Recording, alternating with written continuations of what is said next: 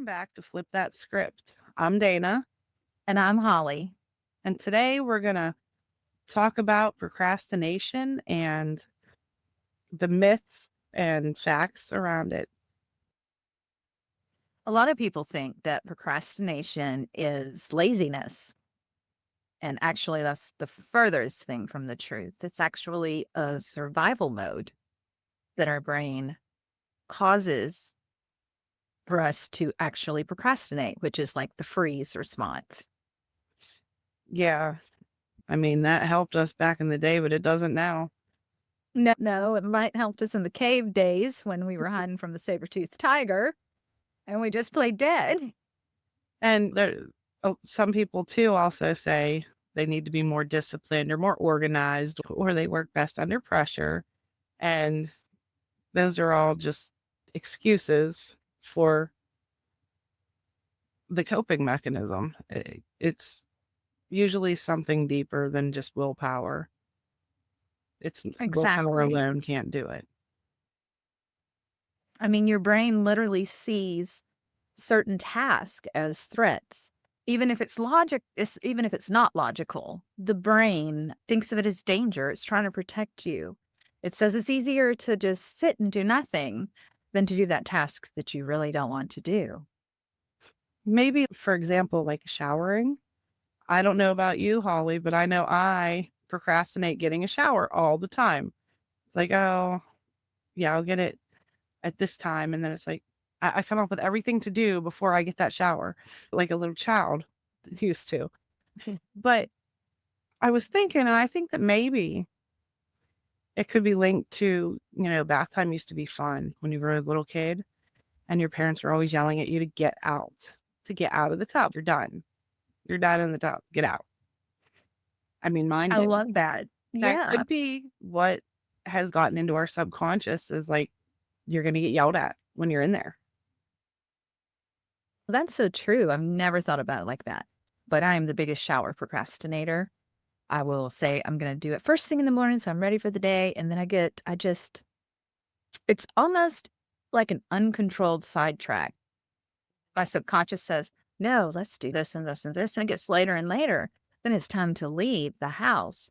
And I think, okay, I'm going to be out anyways in the hot sun, sweating, whatever, running in and out the car. I'll get one when I get home. Then I get home and I do this and that, and the other. And then it gets later and later and later. And I'll get one before bed. And then that doesn't happen. Then you're back the next morning the same way. Yeah, same exact thing. I Yeah. think a lot of people do that. I think a lot of people have the hang up with the shower. Yes. And I It's know definitely not. people out there that are like, what? I wake up, get a shower every morning, are probably thinking that we're crazy, but Yes. it's How do you procrastinate a not shower? crazy. It's not crazy. Yeah. It's a normal thing that a lot of people do. And once you get that shower, though, oh my goodness, you feel so good. And you're like, why did I wait? But it doesn't help for the next time or the next time or the next time. You're still going to find something else to do. Oh, I got to feed the dogs first. I got to let them out, which means I got to go outside. Now, always something. And not even just showers, though. There's a lot of things that I procrastinate on. Even getting out of bed. I hit that snooze button. I hit that snooze button so many times. Exactly. My biggest procrastination that I have finally conquered is waking up in the morning and just you get so overwhelmed with what you have to do for the day. Or many of us do. I know that I get very overwhelmed for what I have to do for the day. And so my system is like, it's too overwhelming. It is safer not to move. So freeze, Yep. Freeze. freeze from that primitive mind, freeze. And I would lay in bed and just lay there for 2 hours. And then I would get angry at myself because now I have to rush to do everything. But the way I have resolved this is something that Dana and I are actually doing, which is a meditation every morning. It's 7 a.m. Central Time, 8 a.m. Eastern. And that has gotten me to where I know I have to be up then. And it's something that I want to do. And it's something that really sets my day up. So that's really helped me overcome that part of procrastination and move into action instead of freezing. It's helped me a lot too. I feel so much better since we started doing the meditation in the morning that, I get up, my day starts right, and then I just roll into whatever's next. And plus, like, not just the meditation, but that hour. We have that hour together. We have that hour, we talk it out, what we're going to do today, da da da da da. Down the line, we, We have it open to anyone who wants to join us. yeah, And the conversations we have with the others that join us are so valuable. it is. They open up so many things that we can share that we're struggling with, or we can share triumphs, we can share success, and we can just share our feelings and how we're navigating through them. So it really does. It sets your day up and it helps you flow. And I think that's an important thing with procrastination. It's what we don't realize is it does. It paralyzes us and it kind of makes the day feel like a struggle Yeah. and a battle and a falling behind constantly. Two, another thing I think that happens in the brain when we're procrastinating is we're in our society now so used to getting that instant gratification. And so when you look at it, like, we're doing all these things to build up to something that might not come for a week or a month or a year. And that instant gratification isn't coming. It isn't coming. It isn't coming. So we're just like, no, I don't want to do it. I don't want to do it because I'm not getting that satisfaction that I want. But if we just did it, we would eventually get like success and whatever it is that you're working towards. Like, yeah. Everything doesn't come in one blink of an eye. It's definitely steps towards the things that give you the most joy, give you the most satisfaction, and knowing that you accomplished it no matter how long it took. I think also, not only is there a fear of failure, what if I try and it's not good enough? There's also a fear of success. What if I do succeed Yes. and everything changes and then people expect more from me? So I think in a way, both of those fears can paralyze you. And that's really also another way that hypnotherapy comes in because it can help you by rewiring the emotional weight around success and failure into a more like curiosity and flow. And just because you succeed at one thing doesn't mean that other people's expectations have to weigh on you. The only expectations that should weigh on you are your own that you set. Hmm. Yeah. And that's another thing too is perfectionism. If you're waiting for that perfect time to do that thing, that perfect time may never come, like the shower. That perfect time may not come. Right. Perfectionism, this is going to sound silly, but perfectionism is like fear wearing a fancy dress. It really is. Yeah, I love that Um, analogy. I know. It has to be perfect or it's not worth doing at all. You're going to freeze before you even start if you think that Mhm. everything has to be perfect because we are such perfect human beings. There really isn't perfection. There's only what you love. And if you love it the way it is, somebody else might see a flaw and another person might absolutely think it's the best thing they've ever seen in their life. So, really, there is no perfection, and we can't make everyone happy, but that does sneak in and it makes us procrastinate. Mhm. Like, perhaps you have a partner who you can never clean well enough for in the house, or you have a boss that no matter what task you do, he finds the smallest thing to tell you that's wrong with it. No praise, only what's I wrong. knew what's And wrong. so that definitely can make you procrastinate because what's the point, right? Your inner voice is like, what is the point? Yeah.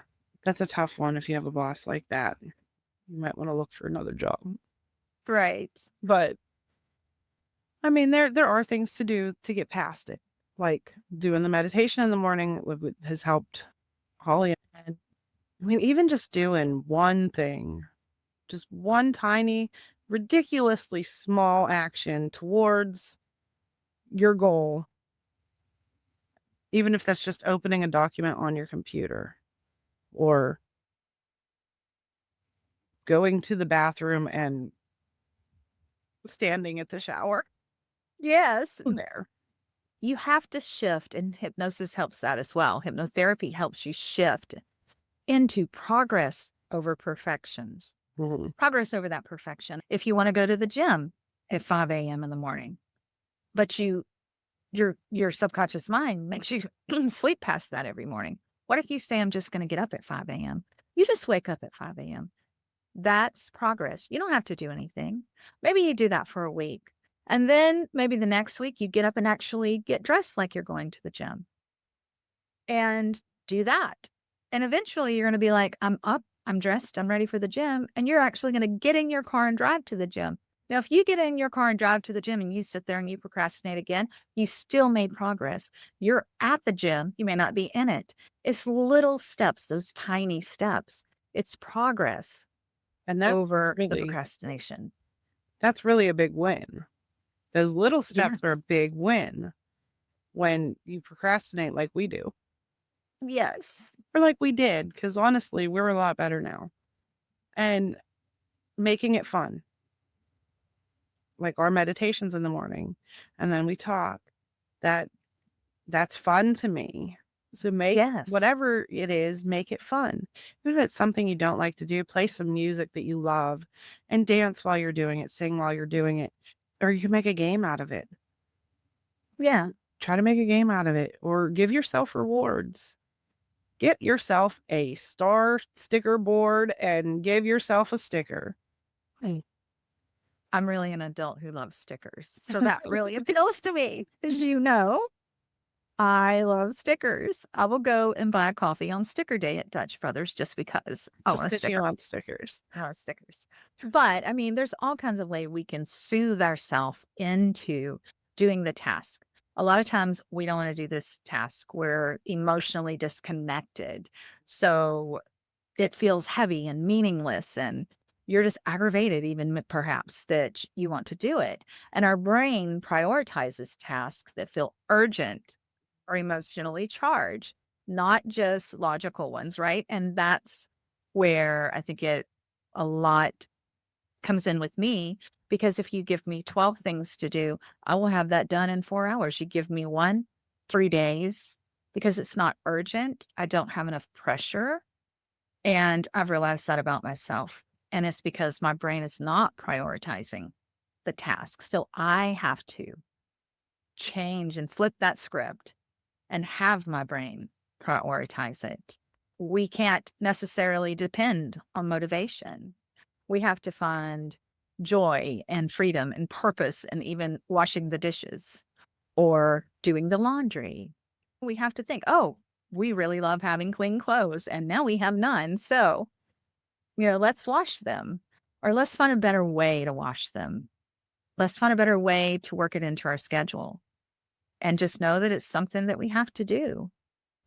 And no matter what happens, whether you do the thing or not, always talk kind to yourself. Don't shame yourself if you didn't do it or if you only did a little bit. Even if you only did the thing for 2 minutes or a minute, you at least did the thing for a minute or two. It's like, talk nice to yourself, congratulate yourself for that. Don't feel bad because you did at least do something.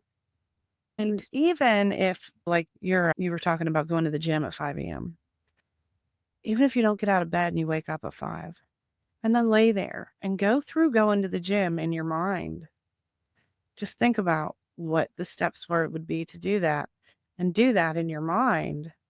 If you did that Yes. all week, then next week, maybe you can actually get up out of the bed and do that because you know what you're doing now. Yes. I think that our inner critic sabotages us. Definitely. It's that voice that whispers all of those things. Who do you think you are, thinking you can wake up and actually go to the gym? Who do you think you are, thinking that you can do all these things that you want to do today? It creates paralysis, really. And it can make you want to shame yourself. And there's absolutely no shame. Procrastination is actually like a beautiful, messy human attempt to protect yourself. It just needs some rewiring, not shame. It just needs rewiring in the subconscious because we've fallen into patterns of procrastination and we're just allowing that freeze mechanism to come out. And hypnotherapy definitely helps with Cool. rewiring procrastination. You can definitely get a lot of motivation and belief changes with hypnotherapy.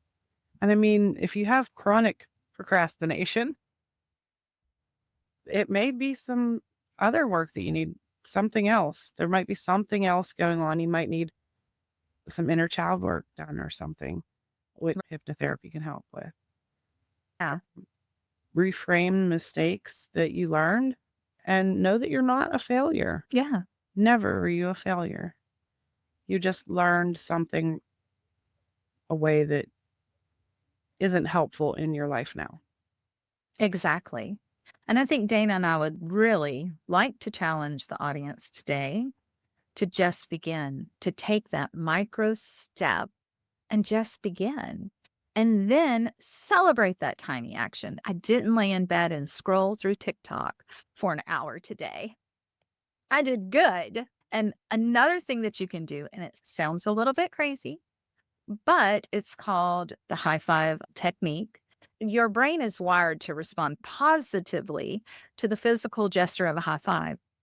It's socially accepted that a high five means like celebration, achievement, belonging, and encouragement, right? Somebody high fives you, even without words, it makes your brain release that tiny dose of dopamine. So it triggers that positive emotional association. So even if you high five yourself, your brain doesn't know the difference. If you stand in front of a mirror, and mirrors are like powerful anchors of self perception. So you look into your own eyes and you high five yourself in that mirror. It creates a physical and an emotional feedback loop, which gives you that hit of dopamine and it makes you excited to do that next little thing and then the next little thing. So high fiving isn't pretending that you're perfect, it's about rewarding effort, not just an outcome. Exactly. And I mean, tiny steps every day beat a giant leap someday, maybe. Right. It's about showing up for yourself. And you could even shout out things like when you high five yourself. Like, what do you shout out to your friends when you high five them? If they made a basketball goal, right? I mean, you can shout out to yourself. Why not? We have that inner critic that downs ourselves, right? We want to flip that script into the positive. So why not high five yourself and say, "We've got this," or "I'm proud of you for showing up." Any little positive affirmation will flip that script from that inner critic trying to keep you in procrastination. Exactly. And I mean, if you're the type like I am to sit and scroll endlessly, perhaps you can do that. Set a timer on your phone or whatever you're on and let yourself do it, but maybe 5 minutes, 10 minutes. Don't sit there for an hour just scrolling. Yes. Give yourself that downtime. Let yourself have that moment, but just make that moment end when you need it to.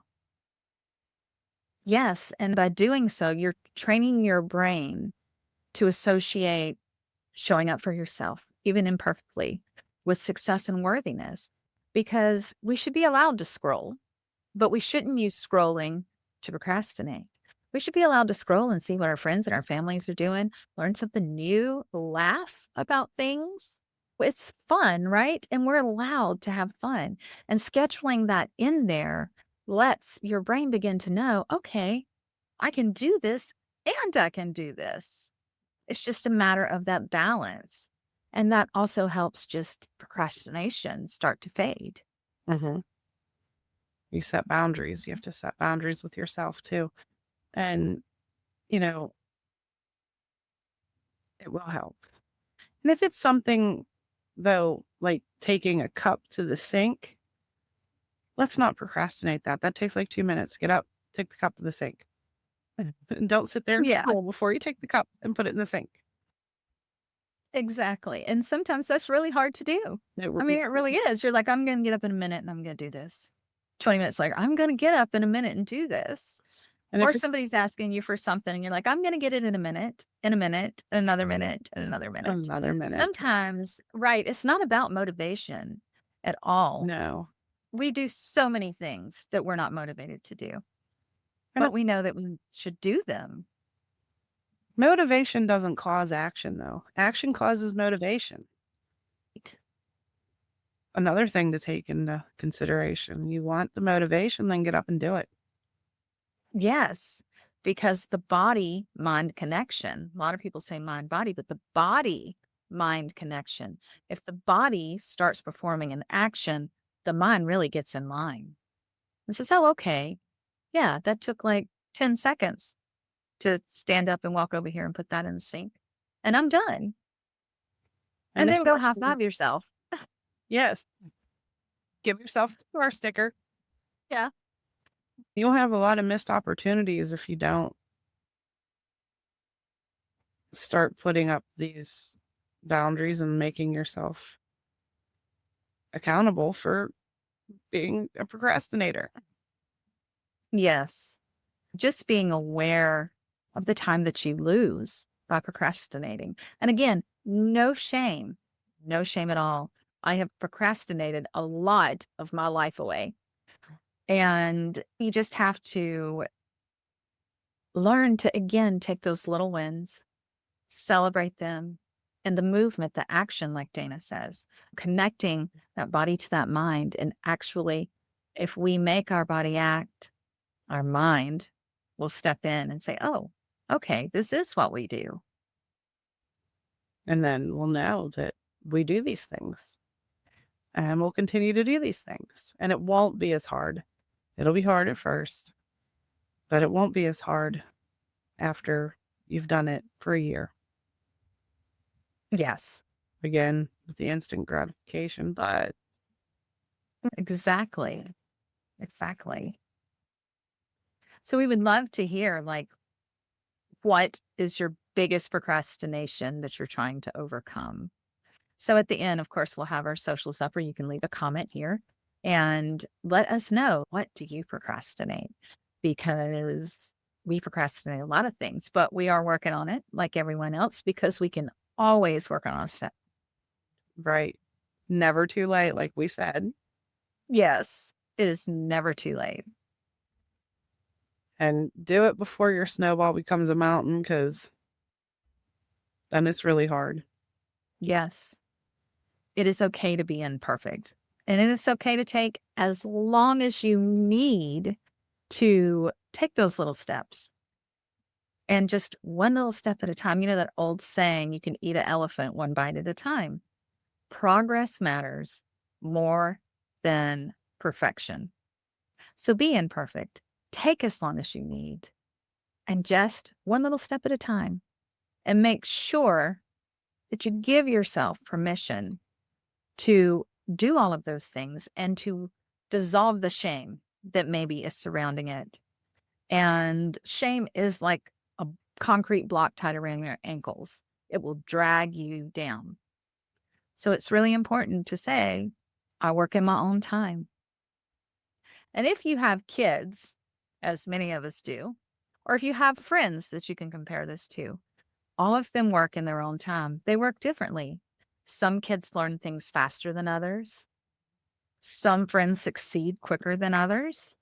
But that doesn't mean that they're not all successful, that they all don't learn, that they all don't do things, but in their own time.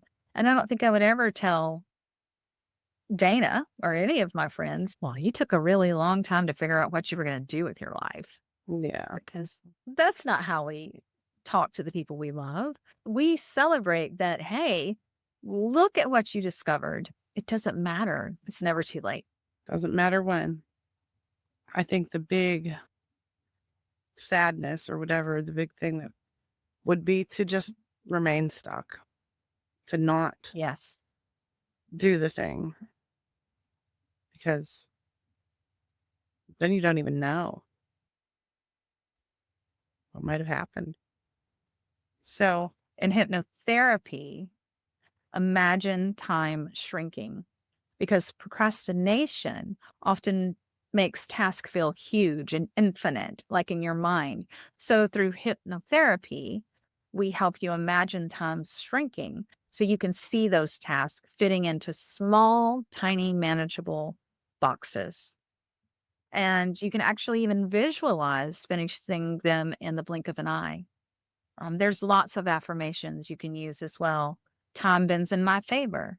I complete things easily. There's lots of affirmations that you can use to help you rewire that brain and flip that script to not procrastinate. like, I am a recovering procrastinator. And today I choose one tiny thing to slay. Yes, I'm safe to begin, even if it's messy. Yeah. Or even I trust myself to move forward in the smallest way. So, we really hope you've enjoyed this episode about procrastination. And we'll see you next week.